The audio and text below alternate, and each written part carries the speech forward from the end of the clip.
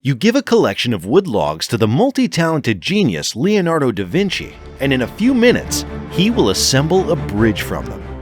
No permanent joints, and surprisingly, the more weight on the bridge, the stronger it becomes. Da Vinci designed this self-supporting bridge for troop movement. Let's arrange a few wood pieces as shown. It's clear that the pieces aren't locking together yet.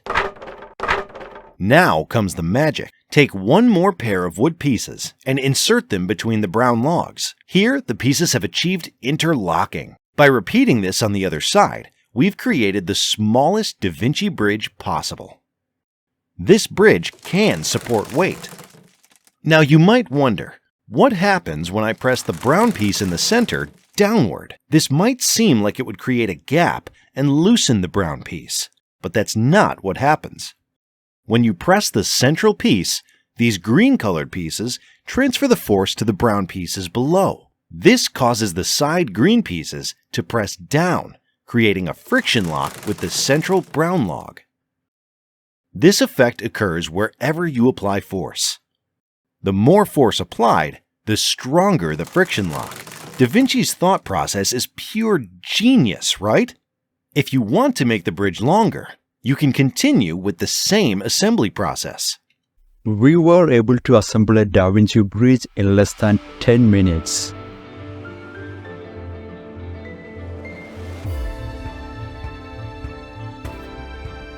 I am able to climb this bridge without much difficulty. Remember, no nails or glues in the bridge, just interlocking due to friction. Let me come down. Now let's remove one member of this bridge and see what happens.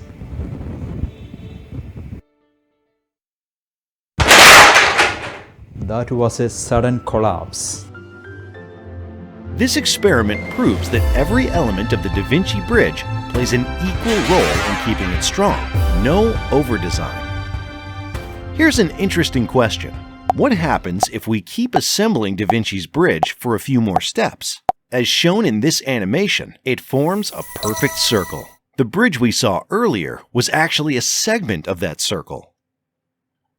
Now, I have a fully assembled circle. This is a self-supporting circle. Even if I apply significant force on it, nothing happens to it. I can even use it as a wheel.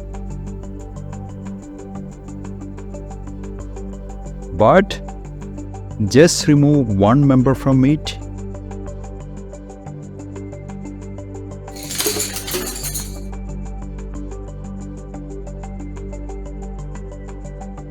That was an explosion. Now, let's look at how soldiers assembled and launched this bridge in an emergency situation. During assembly, the bridge needs support across its span. These animations show the steps involved in putting it together. Once the assembly is complete, the soldiers remove the support and the bridge becomes self-supporting. If you try to launch the bridge, you can imagine what would happen. The solution is to secure the joints with ropes. Once tied, the soldiers can lift, tilt, and move the bridge to the river. They then rotate the bridge 90 degrees and it's launched, connecting both sides of the river. Afterward, they can remove the rope ties. The easy-to-destroy Da Vinci bridge is ready for use now. There is another method of launching this bridge, but it requires a few soldiers to cross the river first and use a ladder. Not the most practical solution.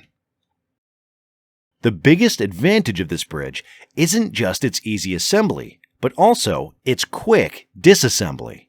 After the bridge has been in use for a while, if the soldiers receive word that the enemy is approaching, all they have to do is pull out one piece, and the bridge is destroyed in under a minute.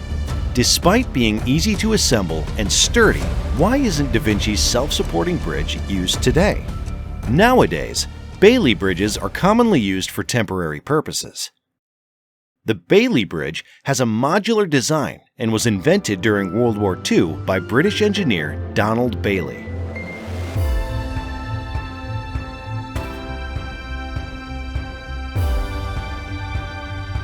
The main issue with Da Vinci's bridge is its limited span. If you want a longer span, you can't just keep adding more pieces. That would result in a circle.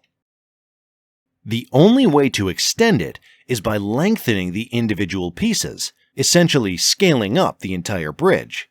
But look at the height of this bridge. Who could climb that? I thought of some ideas that can revive this amazing bridge technology of Da Vinci, but so far I couldn't find a practical solution. If you have some solution, please let me know in the comment section. Also, before you leave, please check out our Patreon page and try to support us. That will be a great help for me and my team. Take care. Bye bye.